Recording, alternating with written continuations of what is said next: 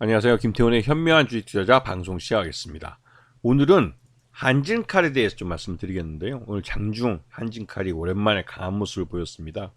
그 이유가 한진칼의 자회사인 대한항공과 아시아나의 그 통합이 물 건너갈 수 있다는 그런 경고의 목소리가 나왔기 때문에 그렇습니다.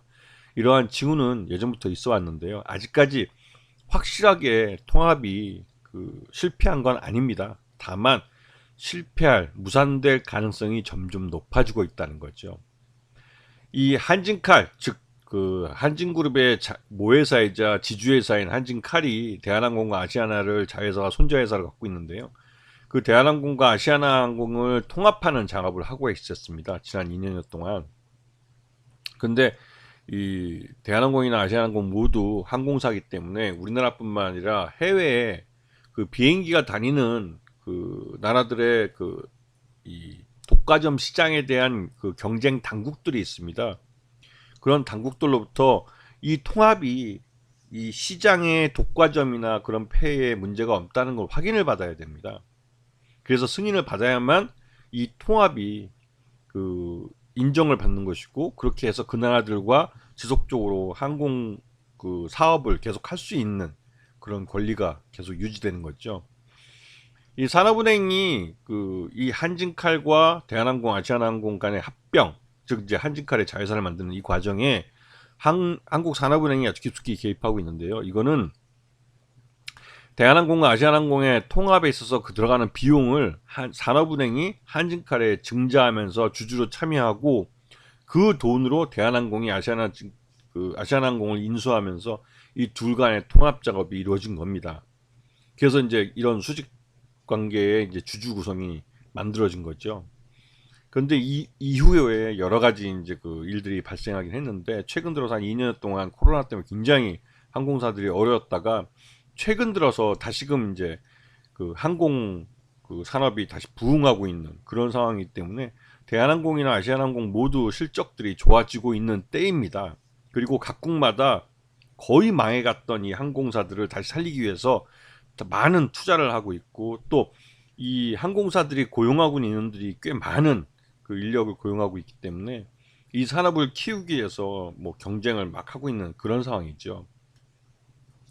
자, 아시아나항공의 M&A 구조를 보시게 되면 아까 잠깐 말씀드렸지만 산업은행이 이 한진칼에 10.66%의 지분을 사주면서 유상지에 참여해서 돈을 넣어주고, 그 돈을 갖고 대한항공의 유상지에 참여해서 한진칼이 대한항공에 대한 확실한 지배력을 가져가면서, 또한 대한항공은 또 그 돈으로 아시아나항공을 인수하면서 아시아나항공을 통해서 이 에어부산이나 에어서울 같은 자회사를 또 가져오는 그런 구조를 갖고 있습니다. 그래서 전체적으로 한진칼 밑에 대한항공과 아시아나항공, 그 밑에 진에어와 에어부산, 에어서울 같은 저비용 항공사들이 있는 구조가 완성이 되는 거죠.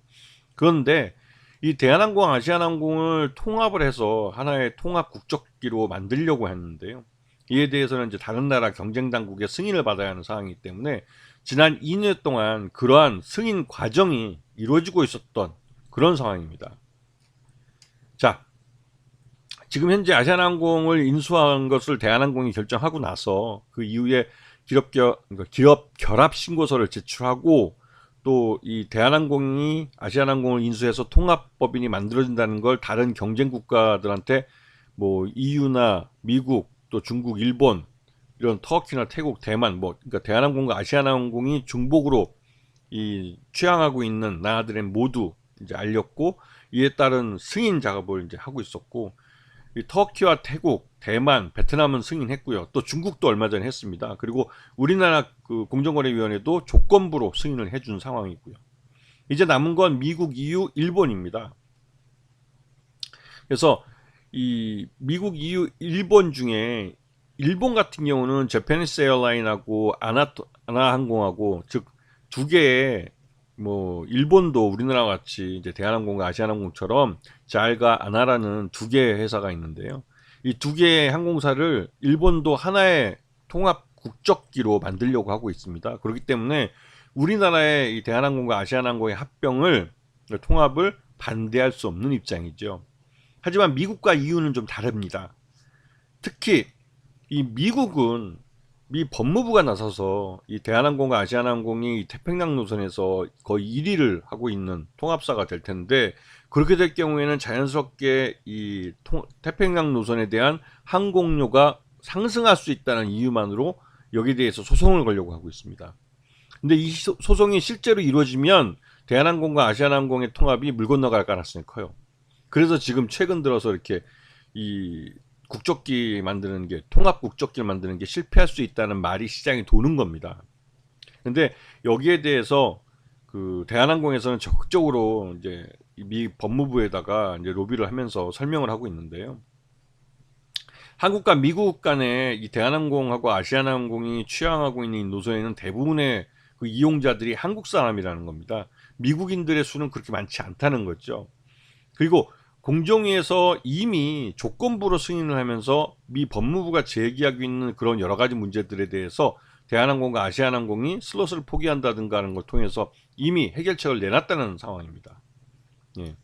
그리고 그 미주 노선에 우리나라 그 중소형 항공사 중에 미주 노선에 신규로 취항하는 회사들도 있고 해서 경쟁이 점점 치열해지고 있기 때문에 이게 두 국적기가, 그러니까 대한항공과 아시아나항공이 통합한다고 해도 이 경쟁이 그 완화되는 게 결코 아니라는 걸 적극적으로 설명하고 있죠. 하지만 미국 법무부가 지금 시점에서 이렇게 나오는 건 미국의 항공사들이 대한항공과 아시아나항공이 통합했을 때 그 경쟁력이 미국 항공사들이 우리나라 통합 국적기보다 떨어진다고 생각하기 때문에 일부러 그러는 겁니다. 자기네 항공사들을 위해서. 자, 한진칼의 실적을 보면 작년 1분기와 비교했을 때 확실히 좋아지는 게 보입니다. 지금 시장 자체가, 이 항공업 자체가 살아나고 있기 때문에 이런 현상이 나타나는 거죠. 그래서 이러한 실적이 계속 붐업이 되는데, 대한항공과 아시아나항공이 통합을 할 경우에는 더더욱 그 중복으로 들어가는 비용이 줄기 때문에 더더욱 실적이 좋아질 가능성이 큰 거죠.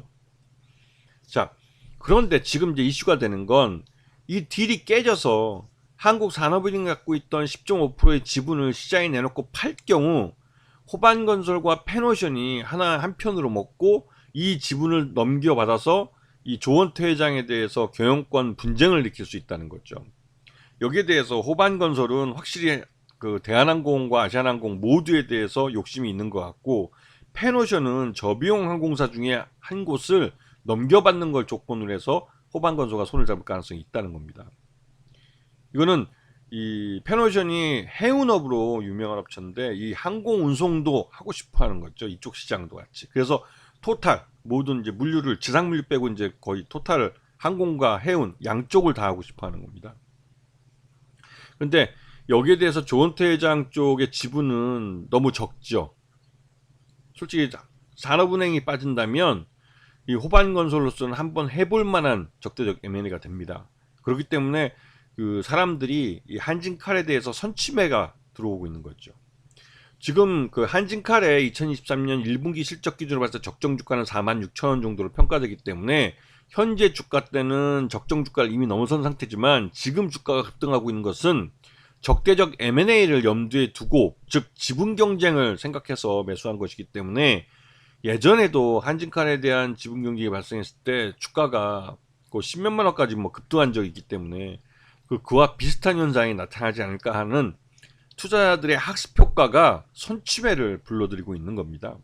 이렇게 되면 실적과 상관없이 시장 여건에 따라서 이 지분 경쟁이 실제 발생할 경우에는 이 머니게임형 양상을 나타내기 때문에 돈을 더 많이 투자하는 쪽이 경영권을 가져가게 되는 거죠.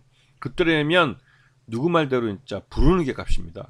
즉 뭐 한 줄에도 더 갖고 있는 주주가 경영권을 가져가는 거기 때문에 묻지도 따지지도 않고 매수하는, 그 돈을 있는데 없는데 다 끌고 와서 달러빚까지 내서 이제 경쟁을 하게 되는 거죠. 근데 아직까지는 그거는 그 시장 참여자들의 그 뇌피셜일 뿐이고, 아직까지는 이 대한항공과 아시아나항공의 이 통합이 완전히 무산된 게 아니기 때문에, 무산됐을 때를 가정한, 또 무산되지 않아도 통합이 돼도 지금 현재 실적이 굉장히 좋아지기 때문에 한진칼의 실적이 좋아질 걸 대비해서 감안해서 매수하는 거라고 볼 수가 있죠. 아직까지는. 여기서 실제로 경쟁이 붙어서 지분율 경쟁이 붙어서 주가 천정부지로 올라갈 때는, 그때는 진짜 뭐 이 실적이나 이런 거 상관없이 돈의 힘으로 떠받쳐서 끌어올려지는 거기 때문에 그때는 뭐 진짜 황당하다는 말이 나올 정도로 올라가게 됐죠. 그래서 지금 한진칼의 주가 상승은 이러한 기업 실적에 따른 주가 상승이면서 또 다른 한편으로 M&A가 깨졌을 때 경영권 분쟁이 다시 발생할 수 있다는 학습 효과의 결과로서 이 투자자들의 선침해가 유입되고 있기 때문에 나타나는 현상입니다. 아시겠죠? 자, 오늘 방송 여기서 마치겠습니다. 감사합니다.